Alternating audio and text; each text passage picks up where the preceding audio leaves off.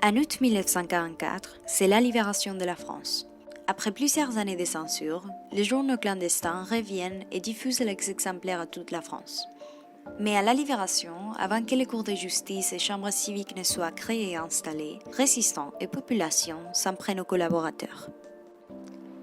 L'épuration à la libération en France, entre 1944 et 1948, visait les personnes ayant collaboré avec les autorités de l'occupation nazie ou considérées comme telles.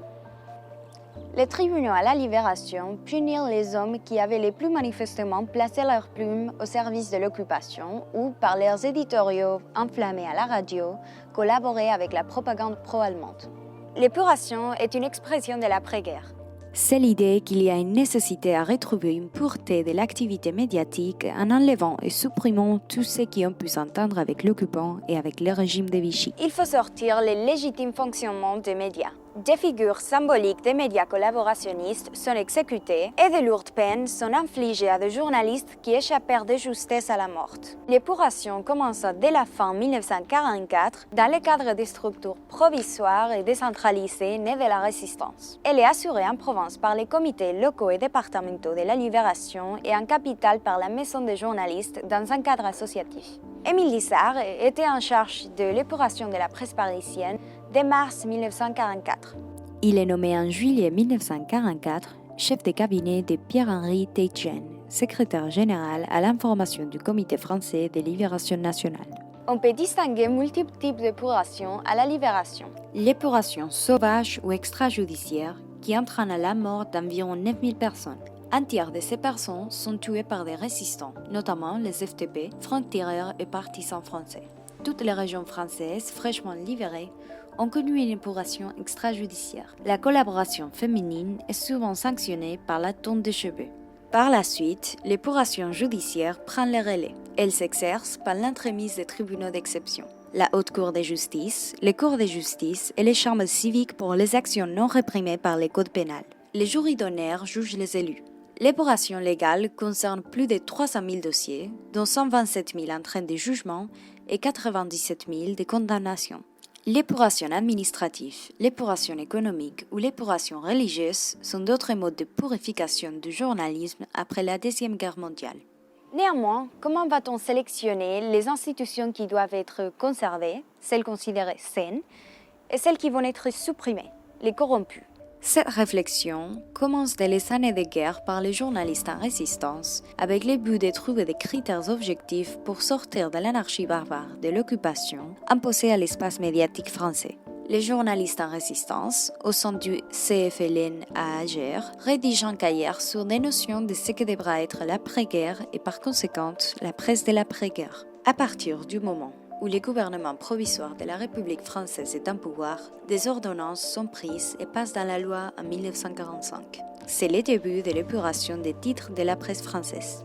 Les structures juridiques des journaux sont épurées. On voit un choix de critères à la date. Tout journal qui continue de paraître 15 jours après l'occupation de son nord et sud est interdit. Ces journaux sont vus comme ayant continué la collaboration. Il s'agit donc d'une grosse épuration. Elle concerne 300 titres. À la fin, il reste très peu de titres de presse.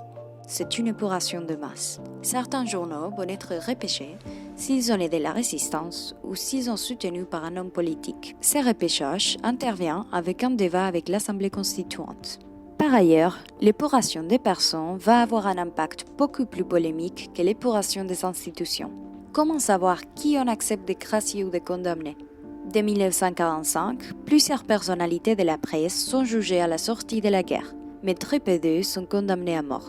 Des journalistes comme Ramon Fernandez sont morts de maladie, d'autres se sont enfuis, on voit des exécutions spontanées aussi, et des peines par contumace comme Lucien Revaté, de la page culture de Je suis partout, ou Alain Labro, du secteur du théâtre.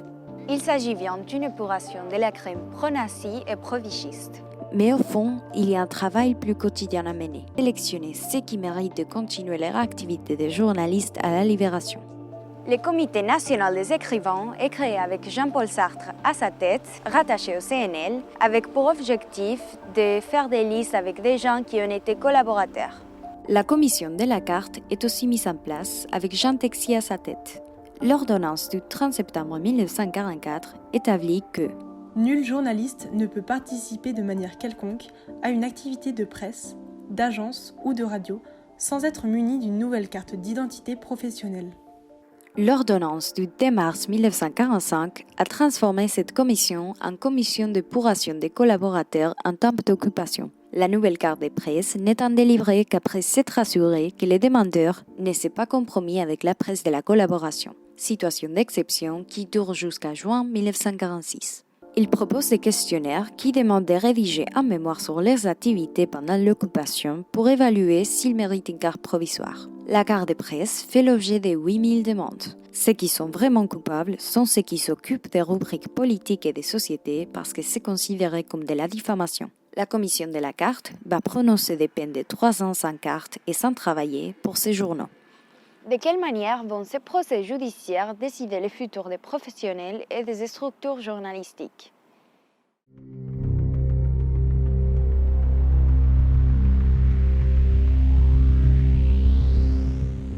Maintenant, nous allons faire une conclusion de cette épuration. Déjà, petit bilan chiffré, selon les données de la commission de la carte des journalistes, 7,3% des journalistes qui déposèrent leur dossier à la commission furent épurés. Les peines étaient généralement assez minimes, c'est-à-dire qu'elles allaient de 6 à 10 mois ou alors de 16 mois à 1 an. Vous direz que certainement que 7,3% c'est très faible, certes, mais beaucoup de journalistes furent jugés par les tribunaux. Aussi, certains ne déposèrent tout simplement pas dossier à la commission et continuèrent leur métier en étant pigistes. Pour être pigiste, ils n'avaient pas besoin de la carte. Après, les peines étaient généralement assez faibles, comme je vous l'ai dit, mais il ne faut pas oublier que les journalistes qui rédigeaient des rubriques qui ne faisaient pas partie des rubriques politiques, économiques ou sociétales étaient généralement considérés comme moins graves, c'est-à-dire que les journalistes avaient généralement du coup des peines assez faibles ou alors ils n'étaient tout simplement pas épurés. Aussi, la commission supérieure avait tendance à diviser les peines. Généralement, elle prenait en compte des faits nouveaux ou alors, tout simplement, elle se prononçait sur le fond, c'est-à-dire qu'elle évaluait la gravité du fait, alors que la commission de première instance avait plutôt tendance à interpréter directement les textes. Pour vous donner un petit exemple, nous avons dans nos archives le procès d'Adeline Lombard. Nous sommes le 26 septembre 1945. Madame Adeline Lombard, vous avez fait appel à la décision de la commission de première instance qui vous a condamné à 6 mois d'interdiction d'exercer. Sous quel motif faites-vous appel à la commission supérieure ? J'avoue avoir travaillé pour le journal Le Matin, journal au service de la propagande allemande. J'avoue leur avoir donné de nombreux reportages. Cependant, les archives en attesteront. Ces reportages n'étaient en aucun cas de la propagande. Je n'ai jamais, au grand jamais, écrit de papier favorable à l'ennemi. Je me permets également de souligner, messieurs, que j'ai participé à la résistance, et ce, activement puisque j'ai reçu la croix de guerre. Après délibération, la commission supérieure décide de relaxer Madame Adeline Lombard.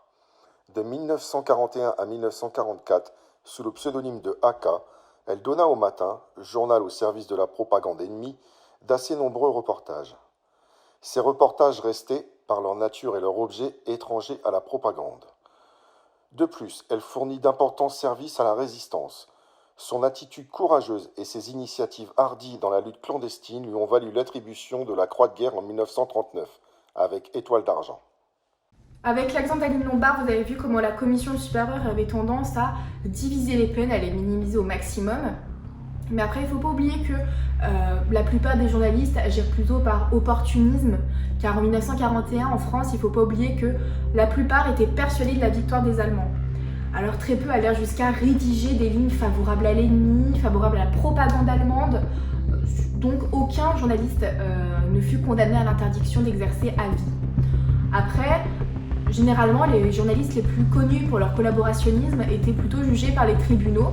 10 au total furent condamnés à la peine de mort, parmi eux notamment Paul Ferdonnet, qui était le speaker de la radio Propagande. On avait également Joël Paqui, qui était le speaker de Radio Paris, mais également Robert Brasillac, rédacteur en chef du journal Je suis partout. D'ailleurs, nous avons en notre possession les archives de son procès. Nous sommes le 19 janvier 1945. Monsieur Brasillac, vous êtes poursuivi pour intelligence avec l'ennemi. conformément aux articles 76 et 77 du Code pénal, vous encourez la peine de mort. Vous êtes défendu par l'avocat Jacques Isorni. La Cour détient en sa possession divers papiers signés en votre nom en faveur de l'Allemagne nazie. Les circonstances aggravantes sont les suivantes.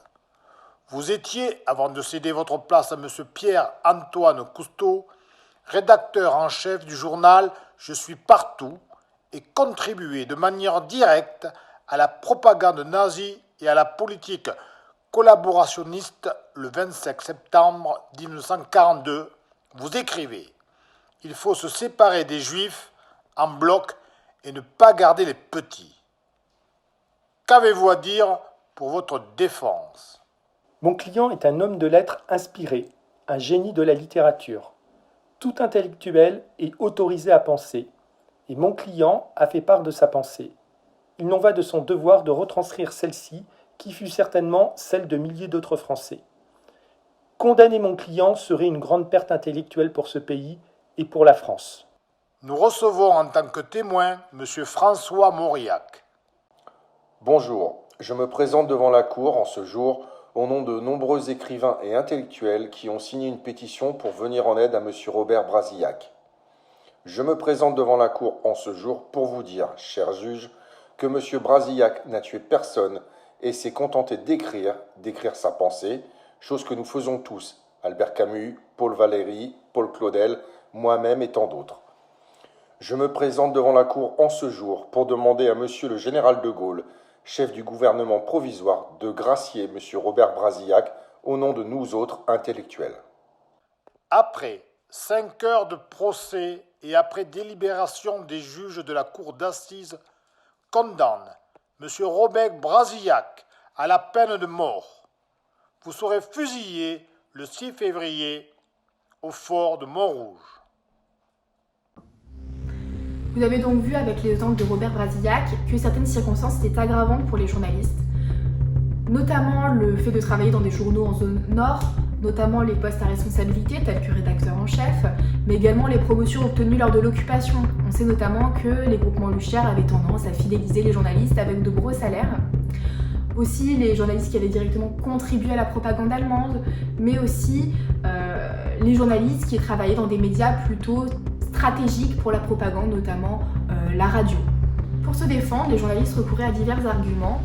Tout d'abord, certains minimisaient leurs responsabilités en accusant leurs responsables hiérarchiques. D'autres faisaient preuve de foi nationale, tels qu'Adil Lombard notamment. D'autres malicieux faisaient passer un acte de collaboration, un acte patriotique. Mais la plupart des journalistes recouraient à l'argument de l'obligation de travailler. Ils avaient une famille à nourrir et avaient besoin d'argent. Ce qui expliquerait que les 57% des journalistes rentrèrent dans des journaux avant la fin octobre 1940.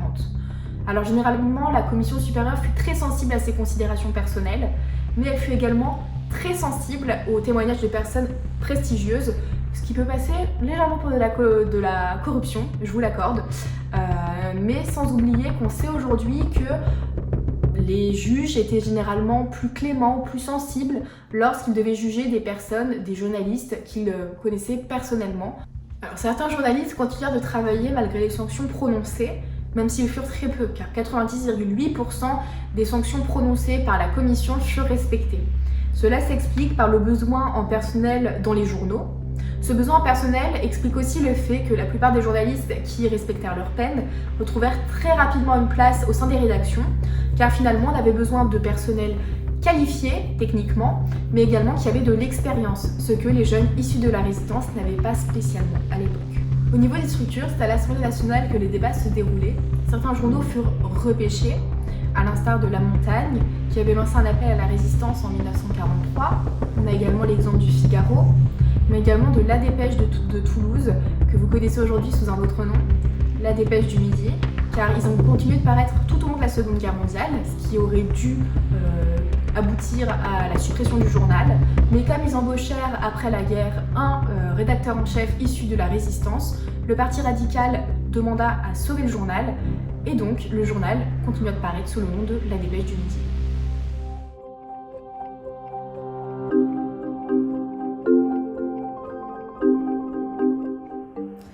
Un nouveau principe émerge à la Libération. Pour les hommes de la résistance, il est clair qu'il n'est pas supportable que l'on retrouve les mêmes dérives que ce que la presse a connu à la fin du XIXe siècle.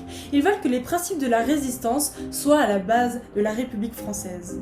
L'idéologie de la social-démocratie de cette époque refuse que les grands journaux soient la propriété de grands patrons ou d'industriels.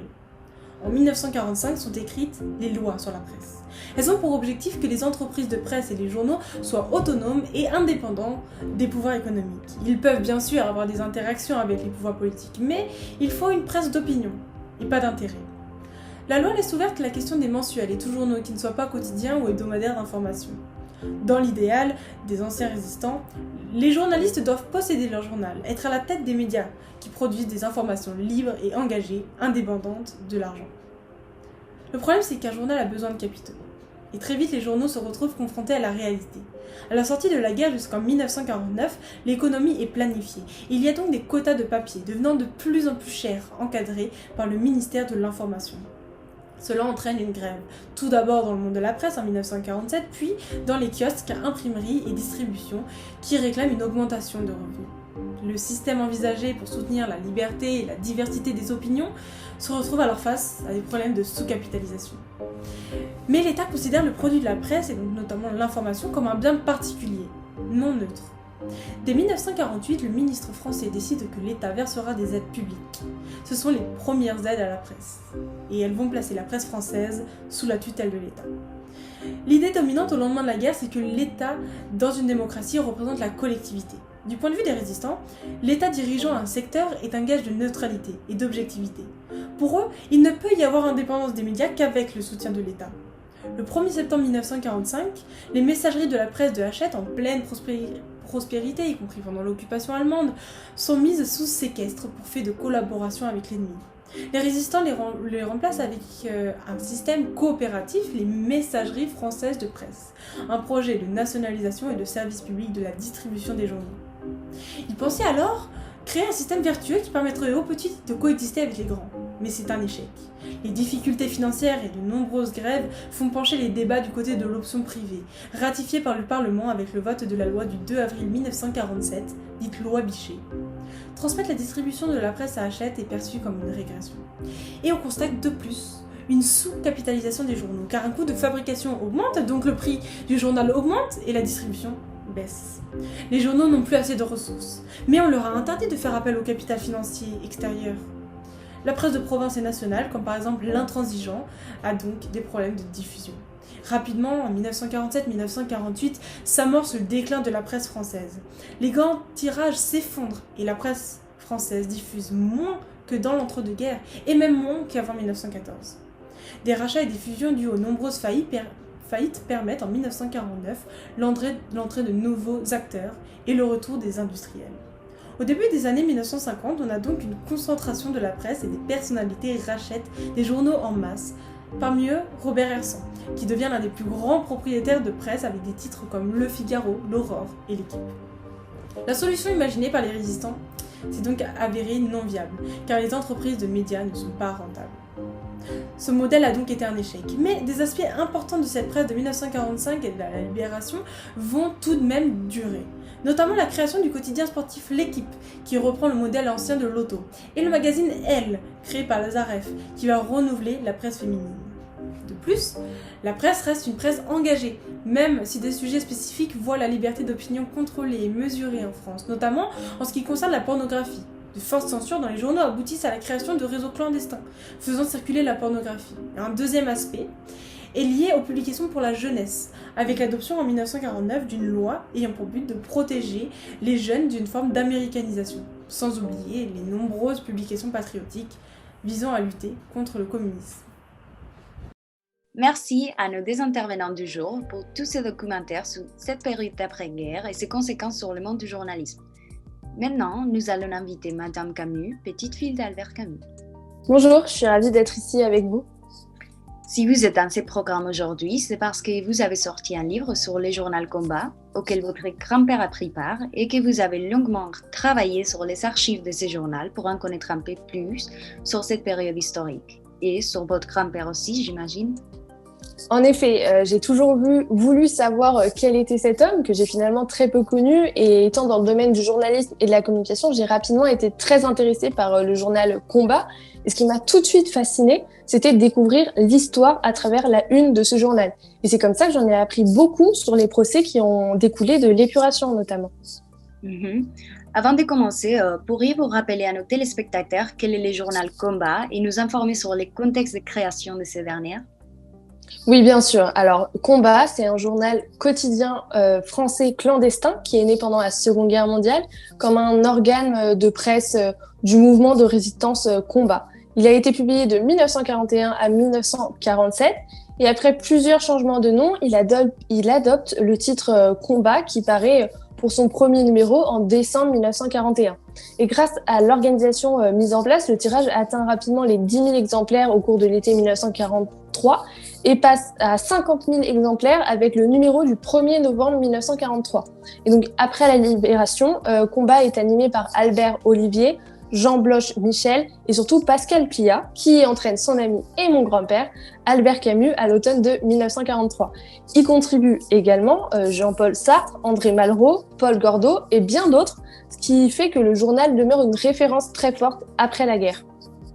Très intéressant. J'imagine que le journal a été quelque peu transformé à la sortie de la guerre.